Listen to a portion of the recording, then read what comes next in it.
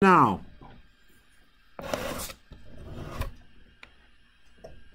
hello and welcome back to Calculus 1, section 2.3, techniques and computing limits. So we are going to use algebra to calculate some of these limits. Before we go and do any of that, I'm just going to quickly remind you of that notion that if you have that f of x is, let's say, equal to x squared, then your f of 3 is just 3 squared, which is 9, and that your limit of x squared as x approaches 3 is also equal 9 if you do the graph or a chart. And you might ask, well, can I just plug this number in here and just get 9 and move on without having to deal with graphs, charts, and everything else? The answer is, for the most part, yes, because there is this one-to-one correspondence between these two calculations if there is nothing weird happening with the function, meaning there are no denominators to make zeros, there are no trig functions to make those infinite quick oscillations and things like that. So if you have something that you actually can plug number in and get a value, that's the way to do it. Because there is correspondence between PreCalc and calc calculations, as you can see. So if I am to ask, what is the limit of sine theta as theta approaches pi over 2? Well, you would actually say it's sine pi over 2, which is 1. And that is okay, right? We can do this. It is okay for us to plug in the value and compute if we are dealing with limit, as long as nothing weird is happening. Now, what do I mean nothing weird?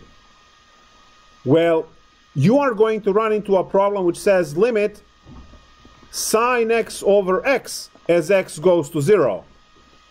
Now, this is a big fat red flag. You can't plug in, because sine of 0 divided by 0. Yeah, go ahead, make a sense of that one. Now, some of you will say, well, I am dividing by 0, so I should get infinity. The actual answer for this is 1. And good luck in figuring that out by, any argument that you know so far. So we have these issues, right? So the question is, what do we do with those cases when it's not obvious what to do, right? And that is essentially the most important case, because that's the case you have to solve when you are supposed to figure out the derivative. The difference quotient. And the difference quotient has divided by age, and you have age goes to 0. So you see that this particular case is the one that actually floats around calculus most frequently, not the ones above that you can compute like this.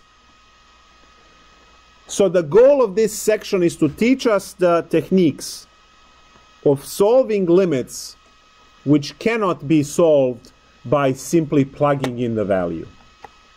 Again, when you can plug in the value, do it, and you are done, all right? So there has to be one of the problems on your exam, if you choose to have exam, which is going to say, compute the limit, and then you have A, B, C to compute. One of those is just something where you just plug in and you're done in 2 seconds, right? But the other ones are going to be algebraic manipulations. So for instance, limit of x plus 3 as x approaches -7. Well, nothing special there. You are done instantly, right? So some of these problems can be done this fast, right? By plugging in a value and being done with it. Now, what happens as we get to the problems that we can't do this. So say you have a limit of x squared minus 1 over x minus 1 as x approaches 1. Your first response should be plug 1 in and see if it works. If it doesn't, then you have to do something else. If it works, well, you're done. So you plug in 1 and you get 0 over 0. Yeah. 0 over 0. So you really can't do much with that. Because it's 0 over 0, can't plug in. So now you're looking for algebraic methods. Right? And what would be the appropriate response? What do you think? Great. You are going to factor using difference of squares on top, and you will get x minus 1, x plus 1, divided by x minus 1, and then this dies. See that? Do you see that your problem now is the problem above? We'll just have limit of x plus 1. You see that? This is where you plug in. So 1 plus 1 is 2.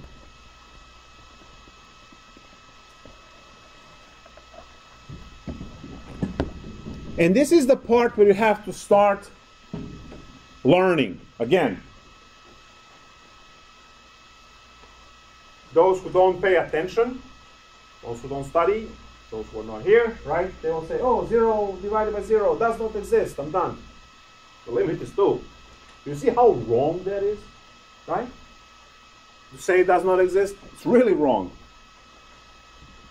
So there are going to be a number of these algebraic manipulations that you can do. You learn those manipulations, like this is the one, factoring.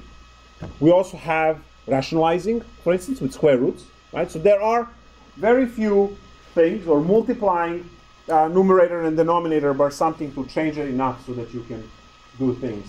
And generally that's it. I mean, it's a finite bag of tricks that you get to use to solve problems. So let's take a look at a few of these exercises.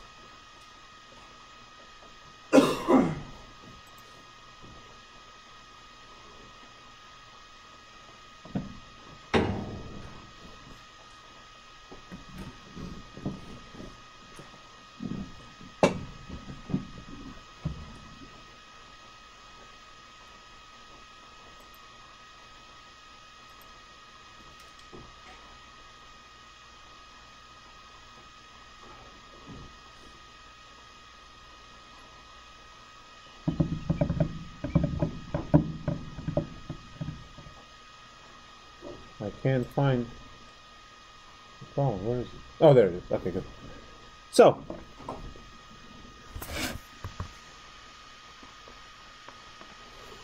limit as x approaches 2 of x squared minus 6x plus 8 divided by x squared minus 4.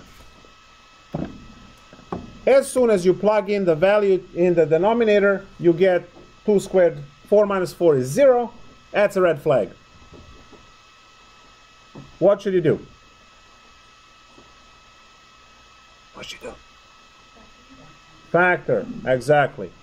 All right, algebra.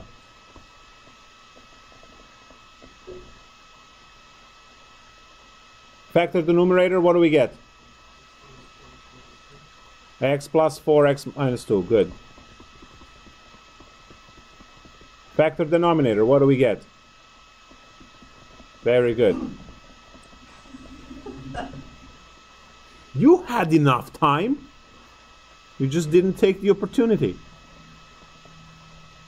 It has to be instant response for those factors.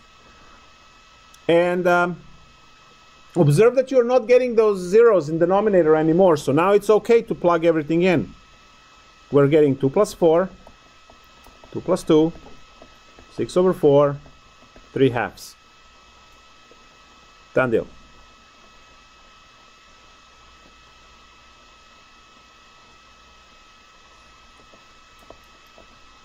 limit x goes to 1, square root of x minus 1 divided by x minus 1. Yes? Is the numerator x minus 4? X minus 4? Yeah, it is. Because you need two negatives to make negative 6. Yes.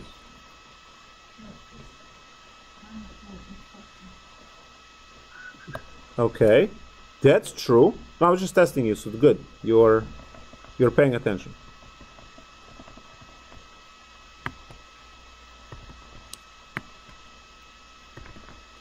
Negative 1/2. Everyone happy?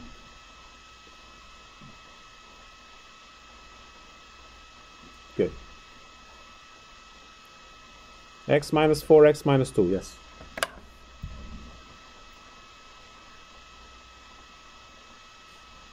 So what's happening with the next one?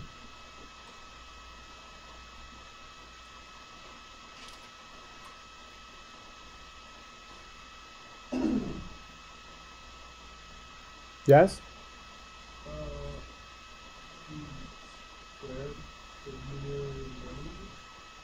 We can't square out of nowhere. When you have equation, you can square both sides. This is only one-sided, so squaring would not work. Yes? Okay, that will work.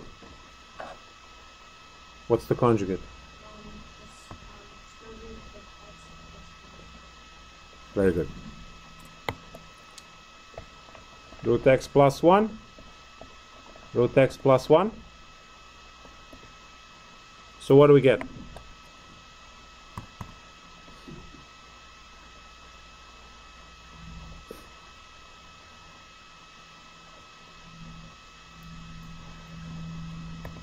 Don't forget the limit. It's minus 2 per step. Because it triggers my allergic reactions. So when we multiply, root x times root x is just going to be x. And then you have a negative root x, positive root x, they cancel. And you have minus 1. And in the denominator you have x minus 1. Don't multiply, just leave it as is. Now you see these guys cancel.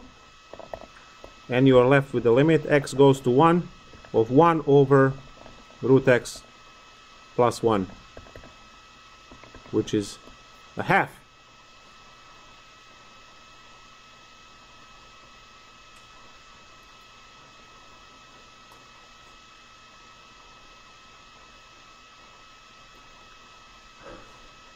I forgot mine. Does anyone have sunglasses I can borrow for a sec?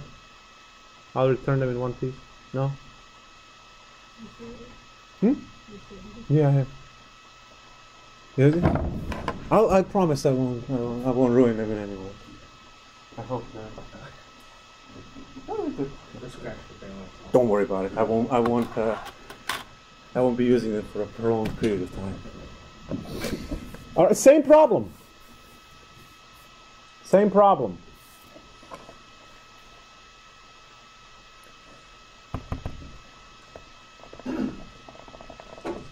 Ready?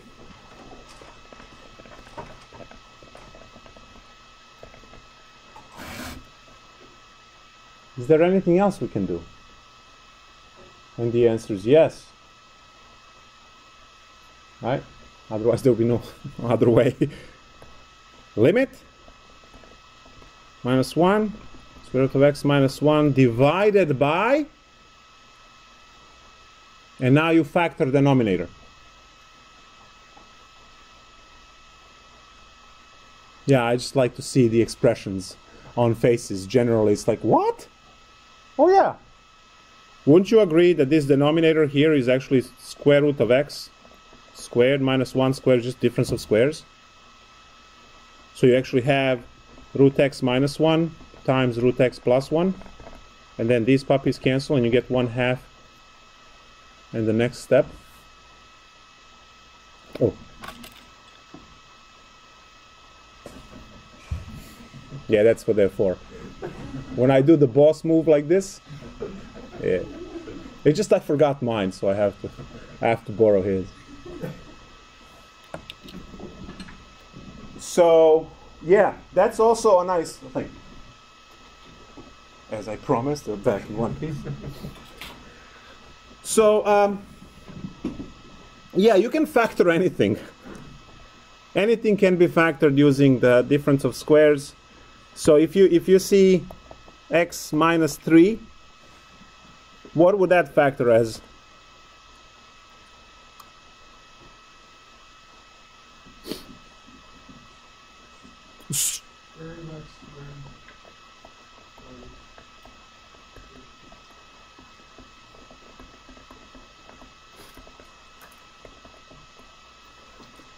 All right, glad we took care of that,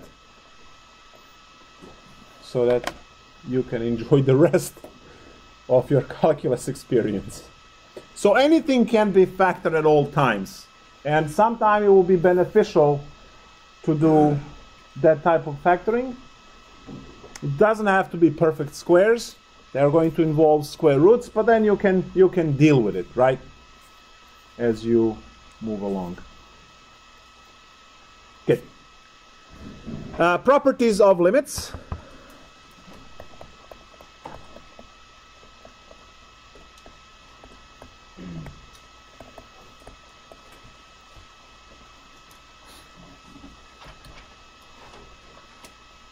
They call them limit laws. Fine, whatever. On page 70.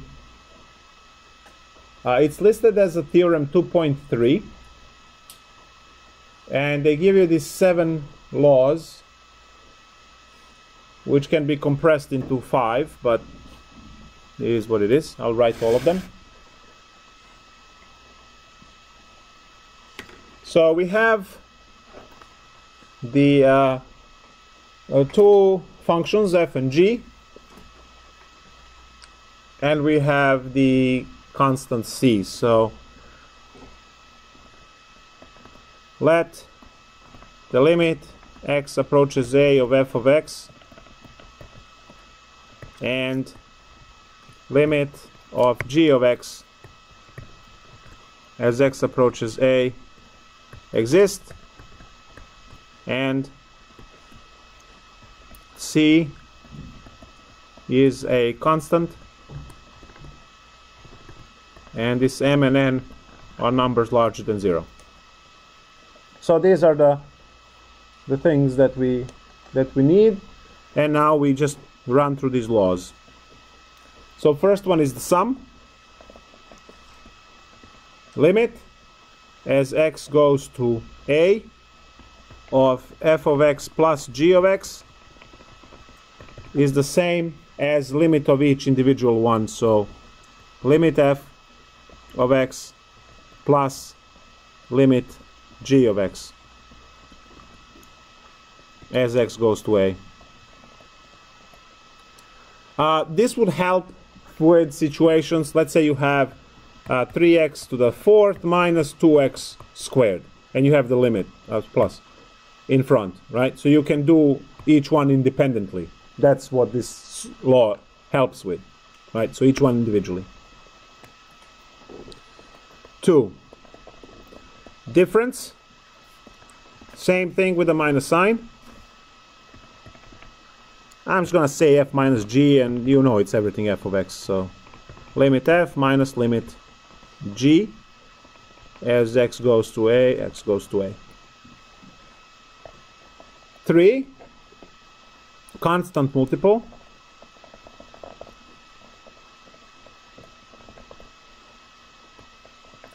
Limit cf as x goes to a is c times limit of f of x, right? X goes to a. So you are taking that. Then we have a product.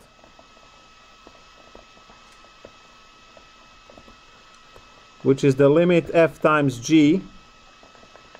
Oh, this so doesn't work for the derivatives and integrals, but it does for limits. Yes. Constant multiple. The c is a constant. So we have limit f times limit g. And we have the division, the quotient.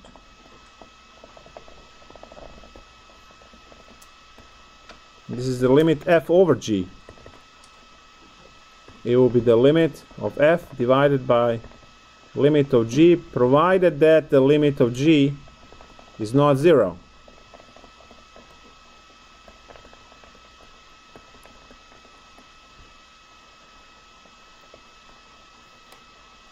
Six power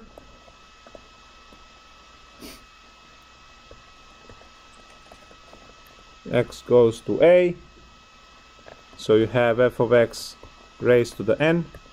You can actually just do the limit of f of x first and then raise everything to the n.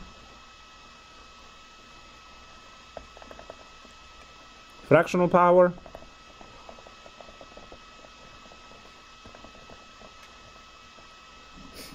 same idea.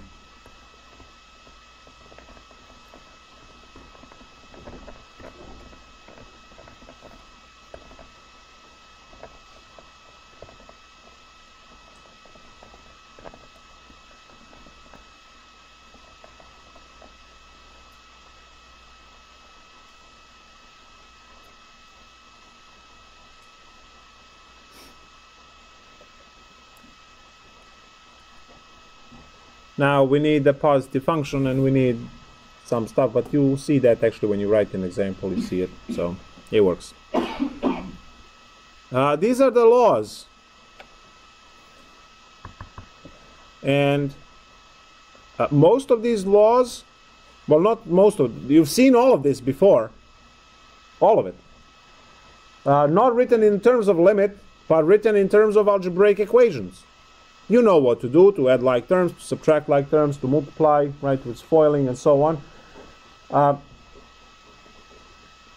The interesting thing over here is that you can combine them all, right, whatever way you want, and you just follow the calculations by replacing the entire limit with what it's equal to. So here we go with the, let's say, limit of f of x is 3. Limit of g is -5. And limit of h is, what? 7, thank you. I couldn't think of a number. Compute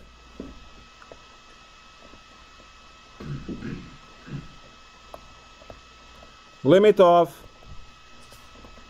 f squared minus g divided by I don't know, h, whatever, as x goes to a. Well, you will employ the limit laws to actually expand this, just like logs you did, right, in your PreCalc 1 class. So you're going to apply the limit first and separate these into two. So you have the limit x goes to a of f squared minus g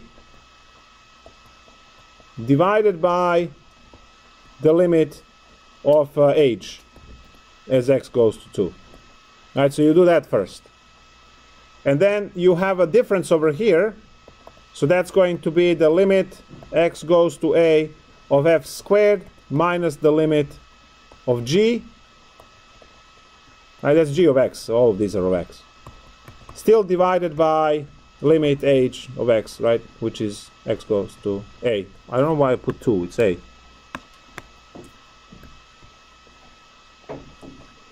And all I need to do is to deal with the square. So that's going to be limit of f of x, everything squared, minus limit x goes to a of g of x, divided by the limit x goes to a of h of x. And as you can see, I took the entire expression and put it down to just a single limit of f, limit of g, and now I just replace the values. So entire limit fx is replaced by 3, because that's what limit of f of x is. It's 3. So I just plug that in. So it's going to be 3 squared minus -5 divided by 7. Just want to divide it nice and even. So now that's a 9 plus 5 divided by 7. 9 plus 5 is divided by 7. See?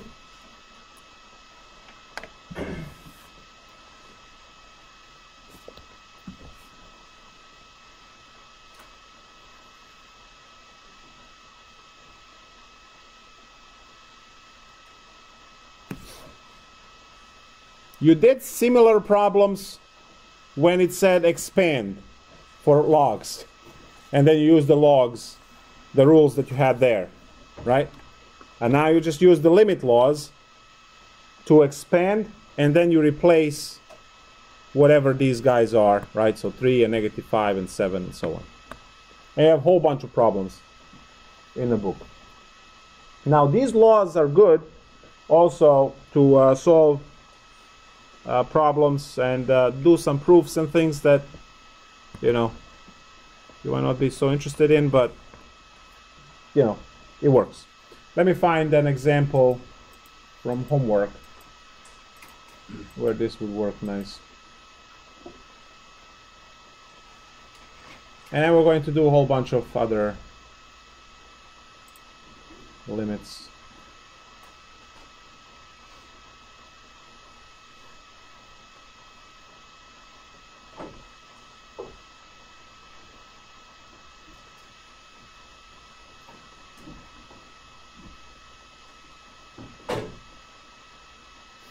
For instance, problem 28 would use the limit laws. It says limit t approaches 3 of the cube root of t squared minus 10. So this is the same as writing t squared minus 10 to the 1/3. And then you use the limit law to get the 1/3 out.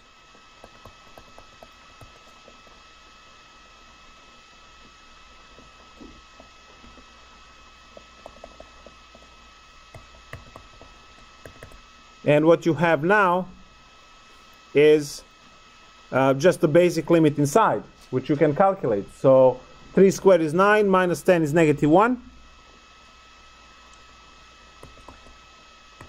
Raised to the 1/3 is still -1.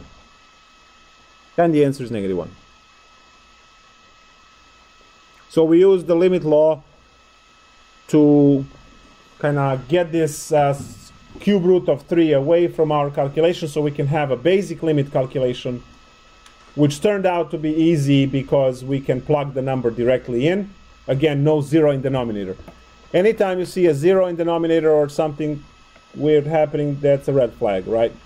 But when you plug values in and they just work nicely, quickly, you're fine.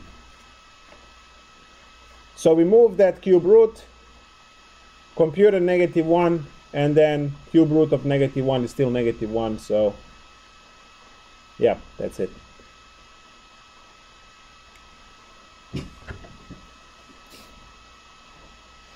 Alright, so what else algebraically, what else cute is there to compute?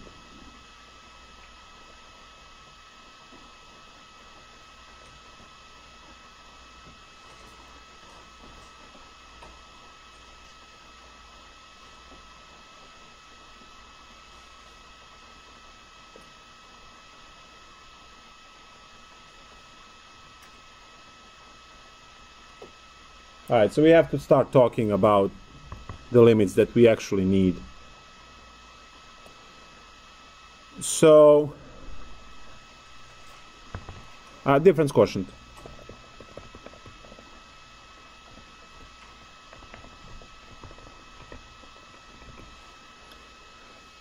I mentioned last time that difference quotient will give you the definition for the derivative. And we are going to derive that in class.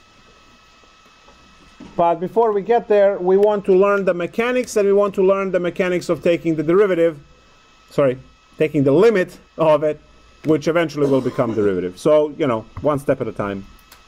The difference quotient was defined as f of x plus h minus f of x over h. If you don't know this by now, well, this is practically your last chance to learn it, because this is the derivative once you put the limit in front.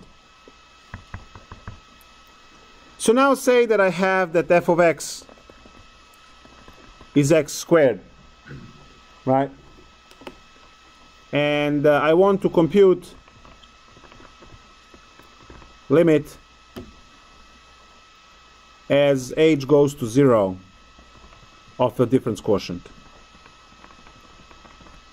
Now, this is clearly a question for this section. You are computing the limit. I am going to tell you right now that this boxed in 15,000 times is the definition for the derivative. But that's irrelevant for what we are doing right now. We want to learn the mechanics of taking limits. You can know 10 times over that this is the definition for the derivative. If you can't compute it, it's useless, right? So we are now learning the mechanic. We are going to marry the idea of the difference quotient from before to the limit and use them together. And then eventually, in 2 Saturdays or so, we're just going to call it the derivative. Appropriate. So the first order of business is to create the difference quotient piece. So that's going to be x plus h squared, which is x squared plus 2xh plus h squared.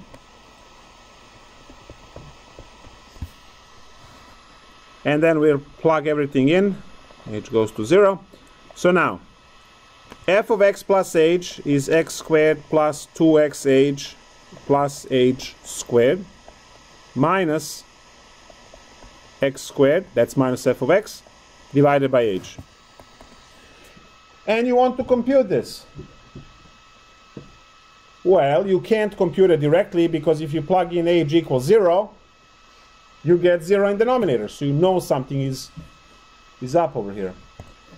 Carefully consider the numerator. You'll see that all non-h terms cancel. And you are left with terms that have h, which means you can factor out h. And now this h cancels. So now as h is equal to 0, the answer is 2x.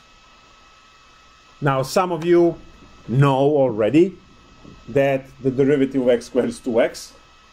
This is the proof of that. But again, we don't care about that yet. We care that this is the procedure to compute the limit. Now, the procedure is always the same. You have to figure out the way to cancel that h in denominator, because that prevents you from taking the limit. Once you eliminate that h in denominator, you will be able to plug in h in whatever is left and compute the result.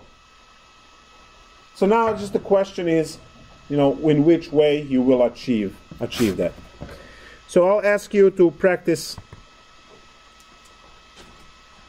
same question, but I'm giving you a different function. And that function is going to be 1 over x plus 3.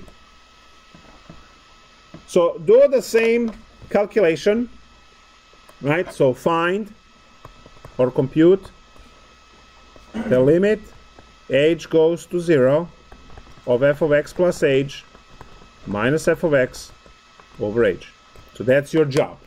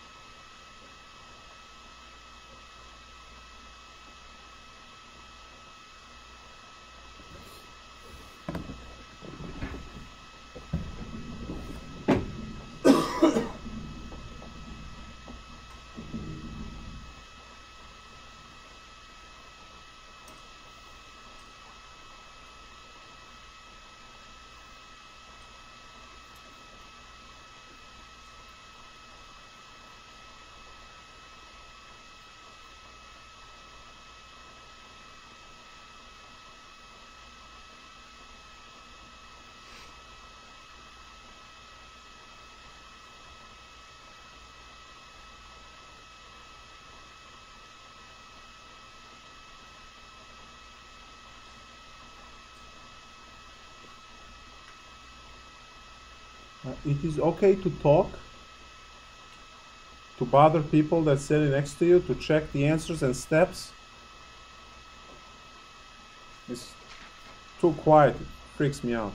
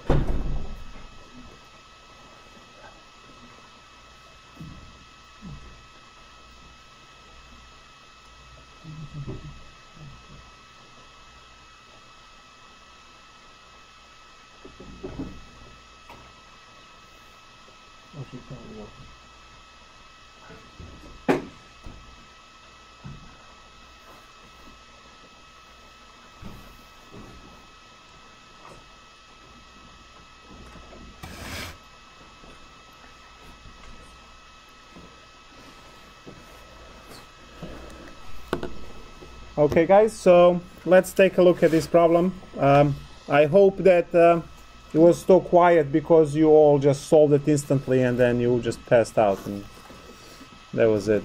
I had nothing to discuss, everything was 100% clear. So I can just write it out and go, right? F of x plus h piece is x plus h, so x is replaced by x plus h and you still have the plus 3. So that's the part.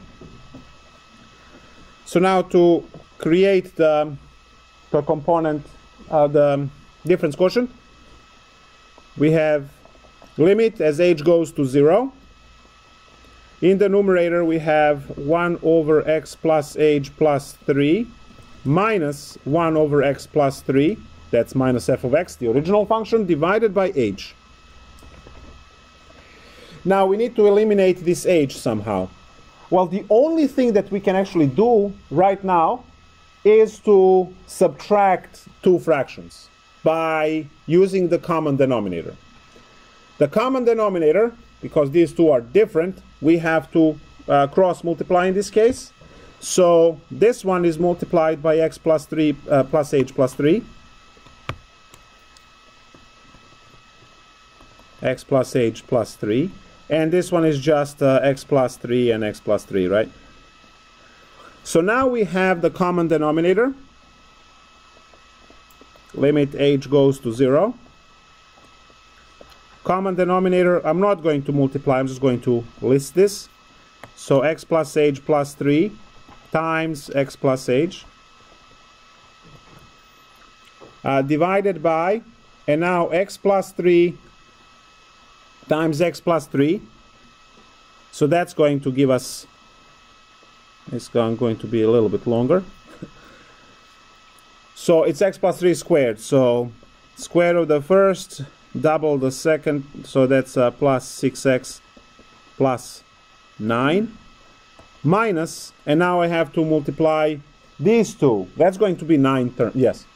In the denominator, is it x plus h or x plus 3? Because it's the x plus h plus 3 and then the x plus 2. Yeah, and then, this is just so annoying when it starts erasing like this. 1, 1. So this is x plus 3 on this side. So the common denominator is x plus h plus 3 times x plus 3. Yes, because those are the two. Oh, we just have it written as x plus 3. Oh, this one over here. Yeah. Yeah. Good. Nice.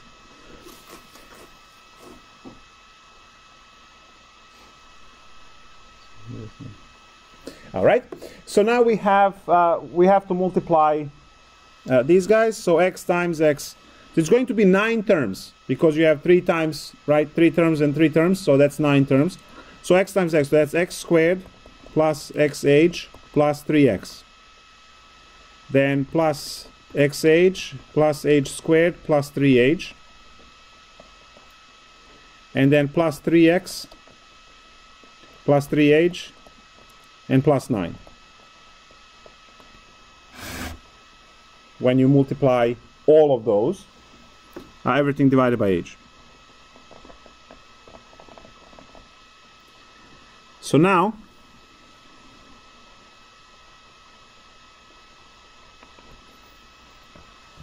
there's a negative sign, so these guys cancel, and positive 9 and negative 9 cancel when that negative distributes. I still have the x plus h plus 3 times x plus 3 in the denominator. I still have h over here. Now in the numerator, I have this 6x, I have a 3x and a 3x, and those are negative, so they cancel as well. And all it's left are all these other terms. So let's see what I have. I have negative 2xh. There will be this term and this term. Then I have negative 6h, which are this term and this term. And then I also have negative h squared, which is this puppy here. And the rest is all cancelled.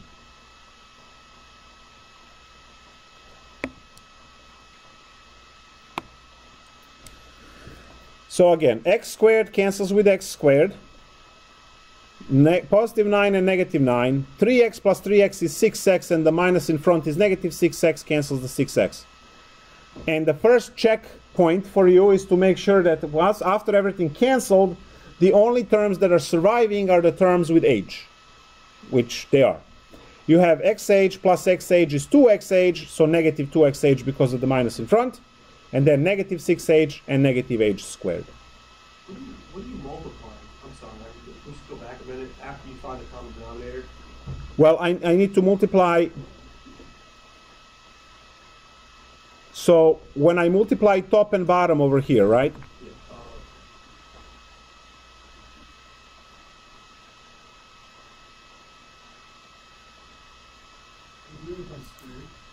Yeah. Yep. I give up. Let's just go home. Let's just go home. Yeah, you got it right. Let's just go home. How about we just go home? X plus h plus 3. X plus 3. 1 times x plus 3 is x plus 3. Minus x plus h. I know. Just leave me alone. Much better. I was dreading it for a very long time.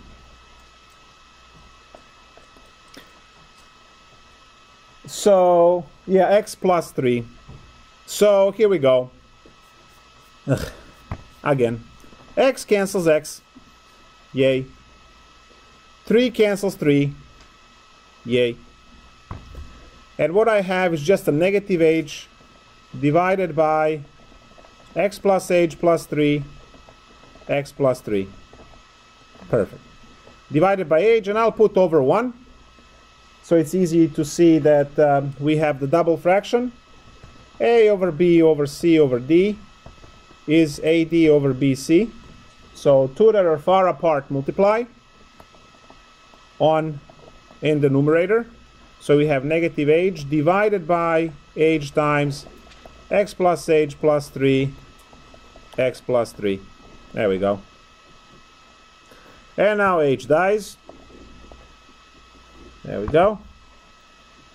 And I have the limit h goes to 0 of negative 1 over x plus h plus 3, x plus 3.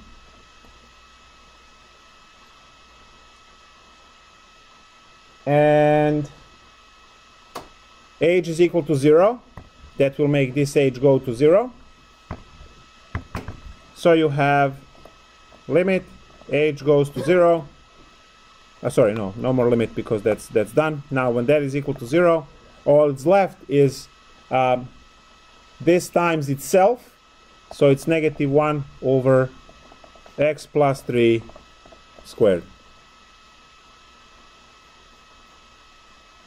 Where's the applause? Ugh. Now I have to do another one because I messed this one up.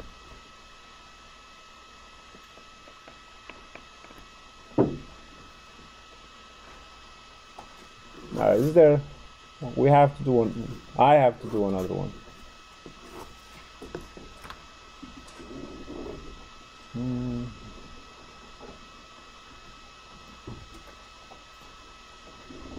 Should I do another rational function or something else?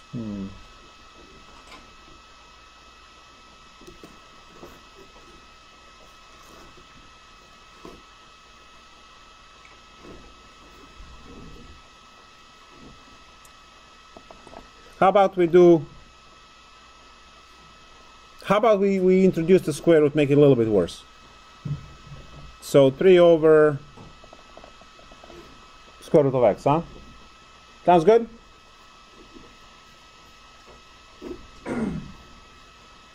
Let's do that. Do you want to try it on your own first? Yes? Perfect.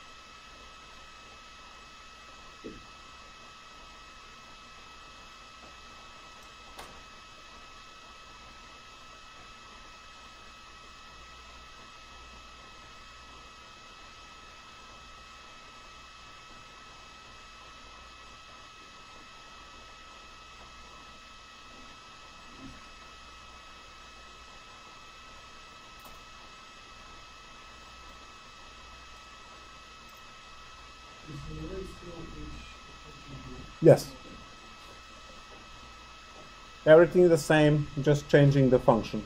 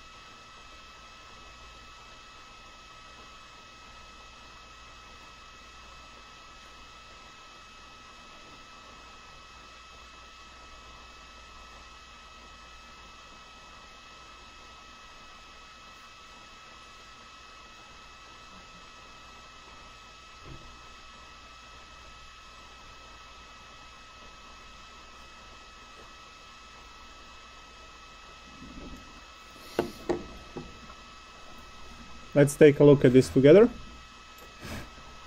carefully.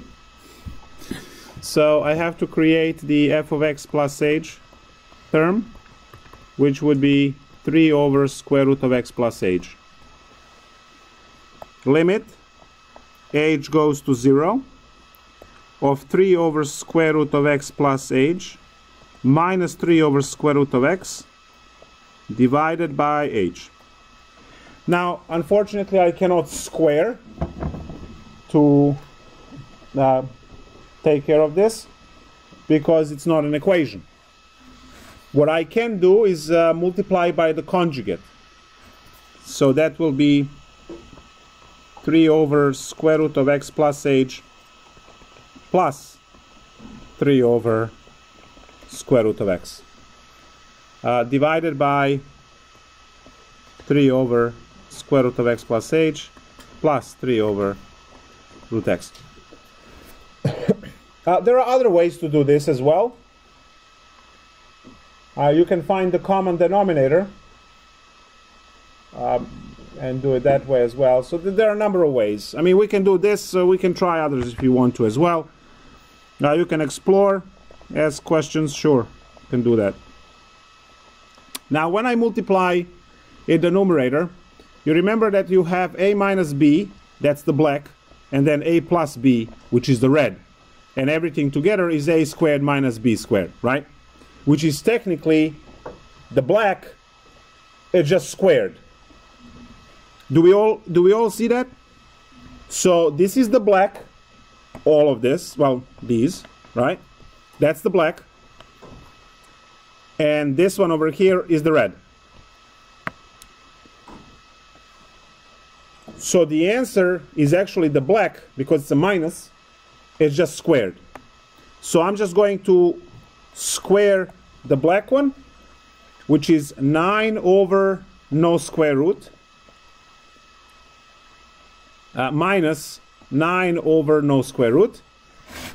And then denominator is going to have this h and have all of this mess following. Now, I'm not going to worry about any of this in denominator. I'm just going to worry about the numerator up there. And that's going to cancel, to combine, cross multiply. So you can actually take 9 common factor and put in front of the limit as 9. But you can also drag it around. So it's 9x minus 9x minus 9h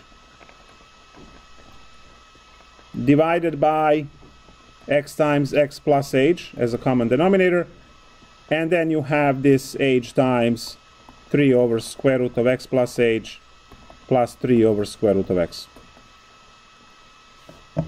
So now these 9x and 9x die, right? And you have, again, this is over 1. So now I don't know if you can immediately see that h and h will cancel. So now this is limit h goes to 0. And you have h and h cancel. So you are left with negative 9 over x plus h divided by 3 over root x plus h plus 3 over root x. Observe that you have no more issues with h. So you are allowed to plug in h equals 0 right away, and everything here becomes much easier to deal with in terms of algebra. So negative 9 over x squared. Because h is equal to 0, x times x is x squared. In denominator, you have 3 over root x plus 3 over root x is just 6 over root x.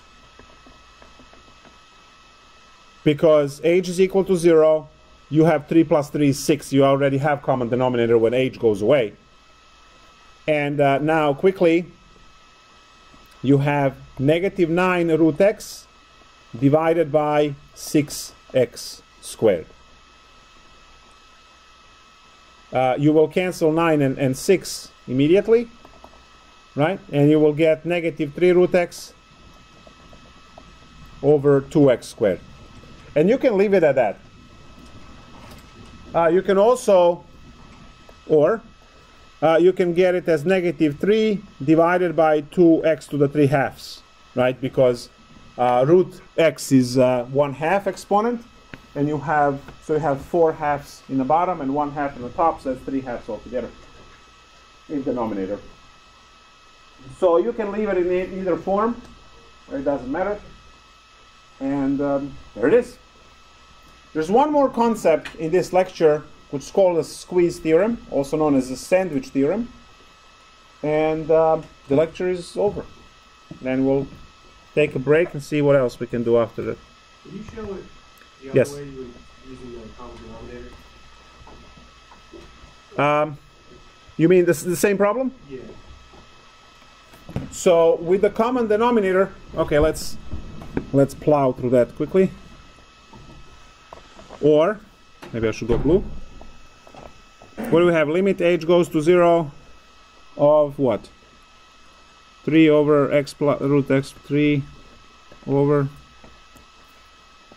root x plus h minus 3 over root x divided by h.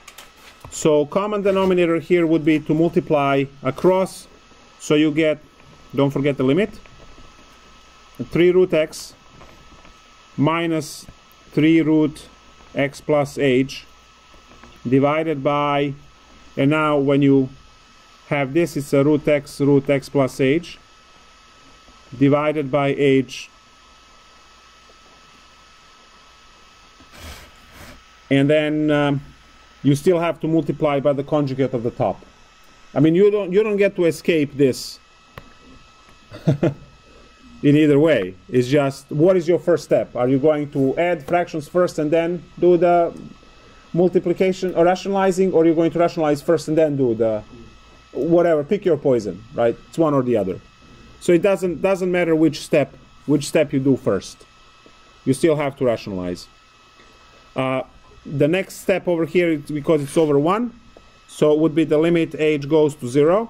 And now what you have is, in the numerator you have 3 root x minus 3 root x plus h, and in the denominator you have h root x plus h. See that? And now you rationalize by, actually what I would do here is, just because it's so annoying, I'm going to take this 3 common factor in front of the limit, so we don't have to drag it around. Okay, I'm going to take that 3 in front, and now in red, root x plus h, root x plus h. I don't think you're saving on time or steps or anything like that. It's still going to be the same length. All right.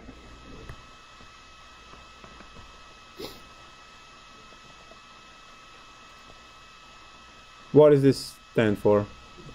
Yeah, exactly. Just do it. So you go home and you just do it. All right. So just finish that. Finish that way. And so all that's left is the squeeze theorem.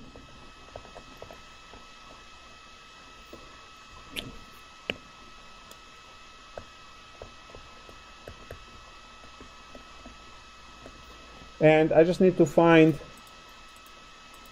good examples for this, so I'm not making up stuff. Good. All right, so what is the squeeze theorem? In some cases, these algebraic manipulations are not available to you. So you have to look for different techniques. And one of those different techniques would be this squeeze theorem. So it's not true that you can always cancel, rationalize, and do all of those things. Now, squeeze theorem, the title suggests what's happening here. It's also known as a sandwich theorem.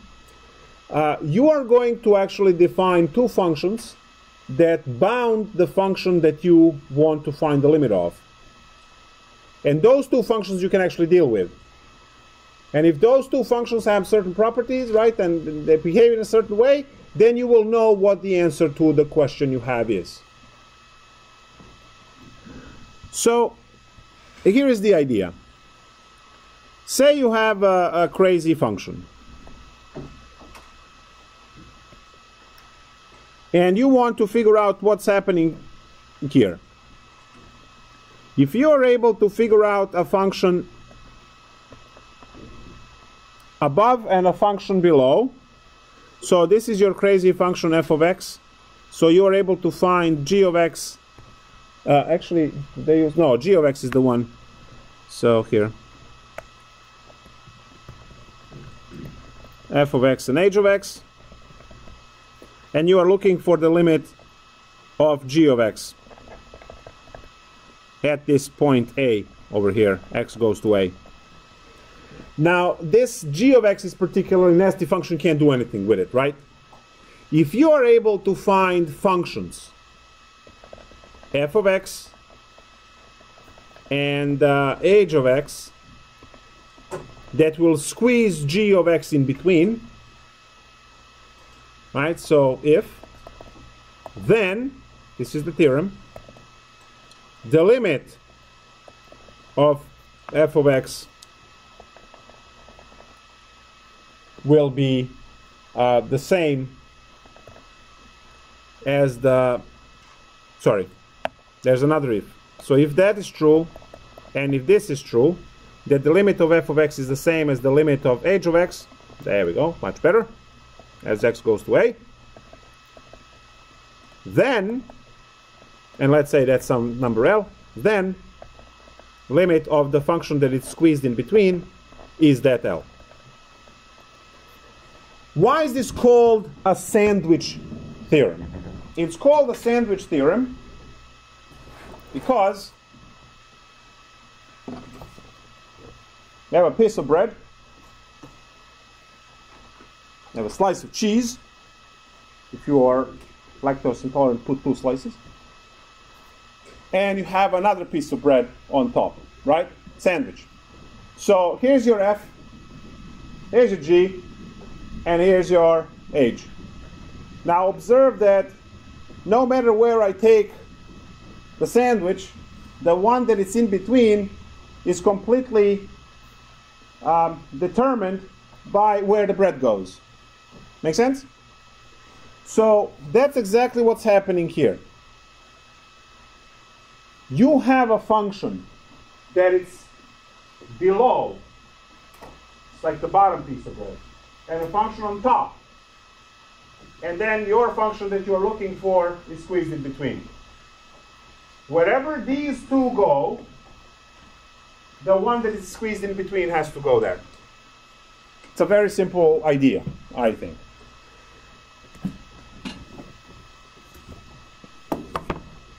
So now you know how to mathematically describe a sandwich. See? It's nice. So let's take a look at the example. Let me just put the box around this. So let's take a look at the that example. So this is a standard example.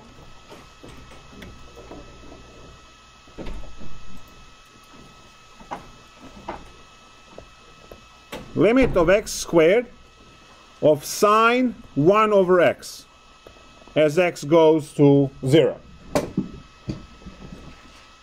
Now, what is the appropriate response here? Appropriate response is immediately to plug in 0 and then cry if it doesn't work.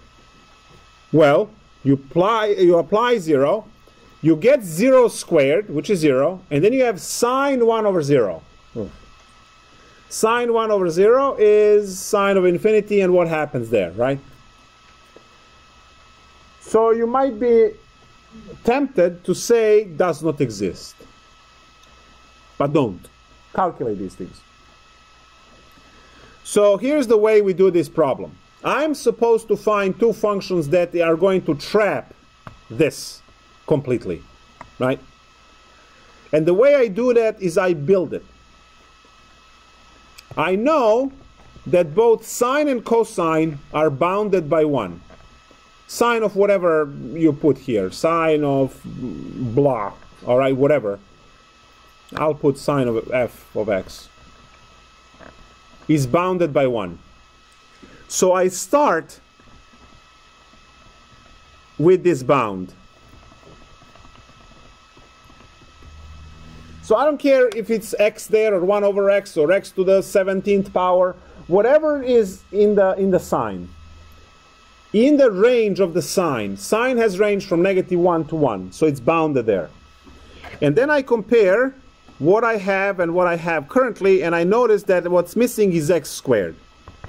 So I'm going to multiply x squared everywhere and get to -x squared less equal than x squared sine 1 over x less equal than x squared. Yay! Here's your f, here's your g, here's your h. So now, limit of -x squared as x goes to 0 is 0. And then the limit x goes to 0 of positive x squared is also 0. The theorem over here says if you have that f is less than g less than h, and if you have that f and h in a limit give you the same number, and it does, in our case 0, then those two combined plus, the fact that this is true, so all of those combined will give us that the limit of x squared sine 1 over x is 0 by Squeeze theorem. I have to spell it out because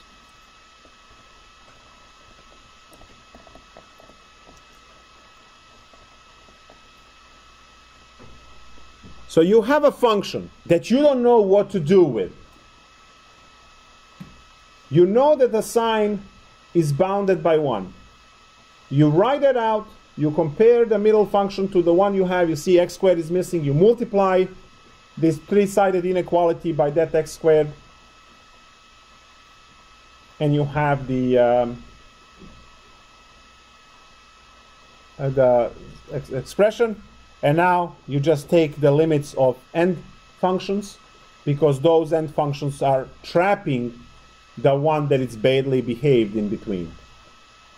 And since both of those had the limit at 0, that means that the overall limit for the whole thing is 0, because again it's trapped between those two limits.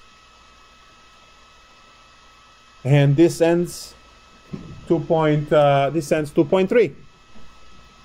So let's take a break and then we'll go on.